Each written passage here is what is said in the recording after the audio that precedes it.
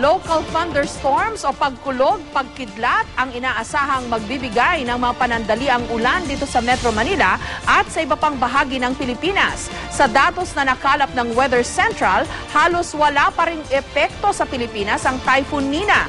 Patuloy ang paglayo ng bagyo pero mabagal ang kanyang pagkilos. Kaya posibleng sa susunod na linggo pa ito lalabas ng Philippine Area of Responsibility. Ayon sa Pag-asa, taglay ng bagyong Nina, ang lakas ng hanging aabot sa 140 kilometers per hour at bugsong 170 kph. Ang malaking bahagi ng Luzon, maaliwalas na may dagliang ulan ang aasahan bukas, pero ang Southern Luzon makararanas ng paminsan-minsang ulan na epekto rin ng thunderstorms. Ganito rin ang inaasahang panahon sa Western Visayas.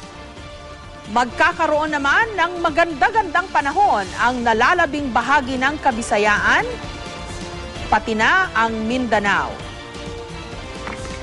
Para sa iba pang weather updates, bumisita lamang sa GMA News online website o i-like ang GMA Weather Facebook page.